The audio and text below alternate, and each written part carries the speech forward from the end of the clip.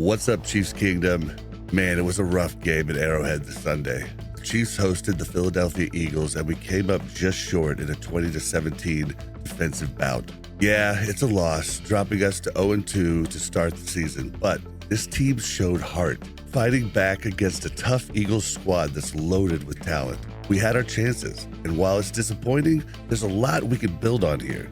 Statistically, teams that start 0-2 have a rough road. Since 1990, only about 11.5% of them make the playoffs. But hey, if any team can defy the odds, it's our Chiefs. We've overcome trials and tribulations in the years past, like rallying from mid-season slumps to win back-to-back Super Bowls, proving doubters wrong time and again. So let's break it all down: the good, the areas to improve, and what we need to do moving forward to get this ship righted.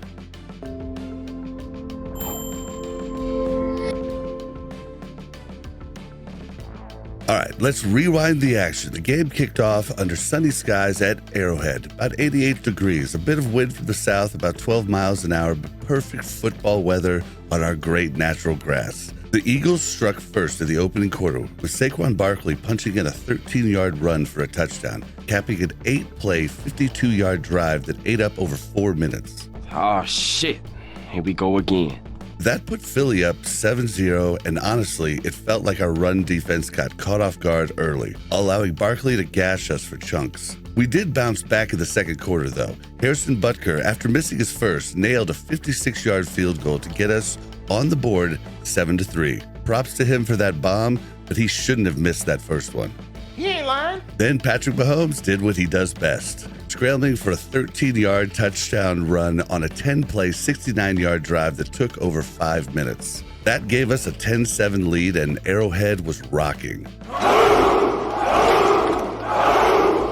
But the Eagles answered right before halftime with a 58-yard field goal from Jake Elliott. That tied it at 10-10 after a quick 9-play, 38-yard drive. The third quarter was all field goals. Elliott hit another long one for 51 to make it 13-10 Eagles after a short 4-play, 2-yard drive following a Chiefs failed 4th down attempt. Our defense held strong otherwise, but we couldn't capitalize on offense to extend the lead. The fourth quarter is where things got intense. Jalen Hurts scored a 1-yard tush push, pushing Philly ahead 20-10 after a 10-play, 59-yard drive, but our Chiefs didn't quit.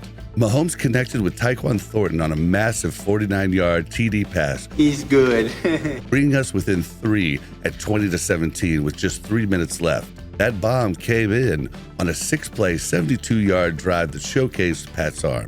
We had a shot late, but the Eagles' final possession ate the clock, and we couldn't get that stop we needed so desperately. The final score was Eagles 20, Chiefs 17. This is a bummer, man. Now onto the stats. This was a defensive battle with some offensive flashes. Mahomes went 16-29 for 87 yards, 1 touchdown, and 1 interception. Solid numbers considering his contribution in the run game, but we'll talk about his accuracy issues in a second. On the ground, we rushed for 121 yards total, but over half of that, 66 yards, came from Mahomes. Now, Mahomes' scrambling ability kept drives alive, but it highlights issues with our traditional run game. Isaiah Pacheco had 10 carries for 22 yards, only a 2.2 average. Kareem Hunt 8 for 31 yards, a 3.9 average. Rashard Smith got 1 carry for 2 yards, and that's it. No explosive plays from our backs. Yes, I've heard this story before. The receiving corps stepped up despite being depleted. Our number 1 wide receiver, Rashee Rice, is out due to suspension until week 7, and rookie wide receiver Jalen Royals was inactive with a knee injury, as well as Xavier Worthy, all on the sideline. This left us thin, but Hollywood Brown looked electric with 5 catches for 30, making tough grabs in traffic, fighting for yards after contact, and showing why we brought him here. He's starting to resemble that dynamic wide receiver we envisioned last year, stretching the field and being a reliable target for Mahomes. People keep asking if I'm back, and I haven't really had an answer. But now, yeah, I'm thinking I'm back. Travis Kelce had 4 receptions for 61 yards, including a 23-yarder, but we'll get to his drops shortly. Tyquan Thornton flashed deep speed with 2 catches for 59 yards, that 49-yarder being the game changer and a sign of his potential vertical threat. Noah Gray and Juju Smith-Schuster added a few grabs, with Gray snagging 1 for 1 yard and Smith-Schuster 1 for 5. Nico Remigio contributed 1 for 21, and even Pacheco and Hunt got involved in the pass game with short checkdowns. Defensively, we held the Eagles to 122 rushing yards on 34 carries, a 3.6 average. Bryan Cook looks back to full strength, flying around the field, making plays in coverage, and showing that pre-injury form we missed last season. Big shout out to Omarr Norman-Lott for his first NFL sack. That's huge for our young defensive linemen. And we also got one team sack that came on a key stop of the Eagles' famous tush-push play, the only time we stuffed it all game. New camera angles even had Tom Brady and analysts questioning if the tush-push is a legal play. This could potentially spark league review. Trent McDuffie in the secondary limited big plays for the most part, but he did give up a huge play late in the game. You can't win them all, so. The run D was decent, holding Barkley to 88 yards on 22 carries, 4.0 average, but we need more consistent pressure up front. We only generated 2 sacks total, and one really wasn't even a sack, it was a tush-push stuff. On special teams, Matt Ariza punted 3 times for 178 yards, a 59.3 average, pinning 2 inside the 20. Great hang time there. Butker was 1 for 2 on field goals, missing wide right from 58, but hitting that 56-yarder to keep us in the game later. Nico Remigio handled most of the returns with 2 punt returns for 42 yards and 2 kickoff returns for 43 yards. Brashard Smith did also have 2 returns for 52 yards. Okay, now let's talk some positives to build on.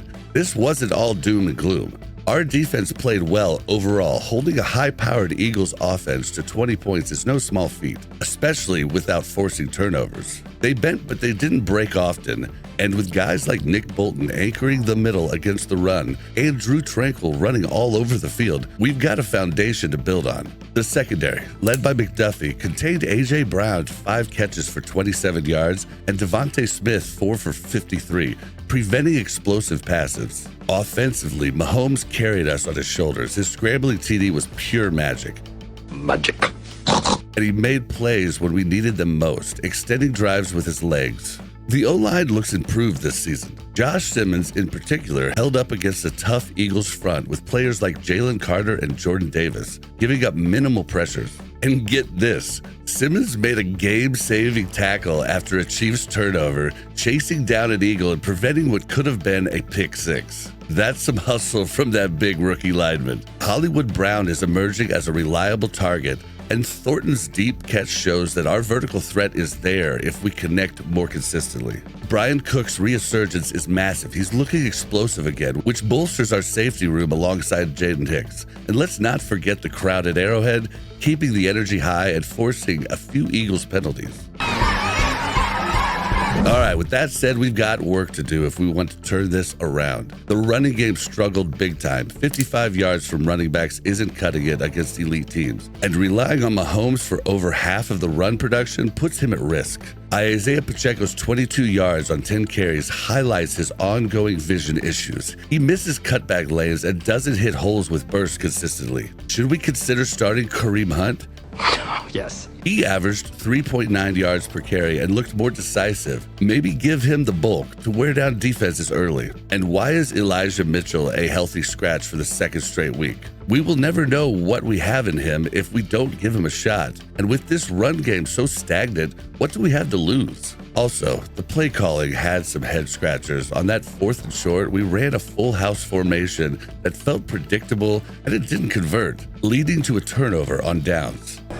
It's a bold strategy, Cotton. Let's see if it pays off for him. Let's mix in more creativity just like we did in past years. Mahomes was good overall, but his accuracy seems off. He overthrew several balls, including potential deep shots to Thornton that could have been game changers if connected. Tyquan Thornton had that 149-yard TD, but there were more out there if Pat settles in. Speaking of the pocket, even with an improved O-line, Mahomes still has happy feet, dancing around like he's seeing ghosts from past protections. Trust the line more, Pat. It'll open up the field and reduce those overthrows. Travis Kelce. Man, what's going on? He drops several catchable balls that he'd normally haul in with ease. Routine slants and crosses slipping through his hands. Is it a slump?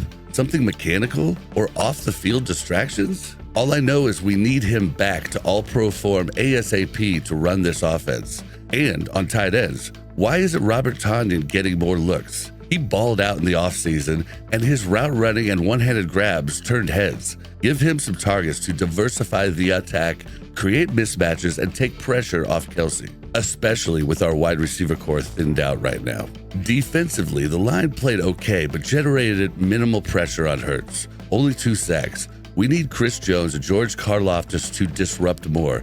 Maybe scheme additional stunts, twists, and blitzes to help the D-line get home quicker. Omarr Norman-Lott's sack was encouraging, but it was a coverage sack and not a fast pressure. The offense lacks explosiveness overall. We're grinding out drives but not hitting the big plays consistently, partly due to the depleted wide receiver room without Rice, Royals, and Worthy. On a good note, penalties were down from week 1, only 3 for us totaling 20 yards, but we can't afford any against top teams. Clean that up in practice, guys. Injuries were a factor. No Worthy, no Royals, no Rice, and the Eagles were without Dallas Goedert. Chiefs definitely had the short end of the stick with the lack of pass catchers. So, you ask, what's next? We're 0-2, but it's early. Remember, we've defied the odds, like overcoming a 3-4 start in 2021 to reach the AFC Championship, or battling through injuries the next year to win it all. First, shore up the run game. Start Hunt if Pacheco's vision doesn't improve. And activate Mitchell for rotation to add burst and keep defenses honest.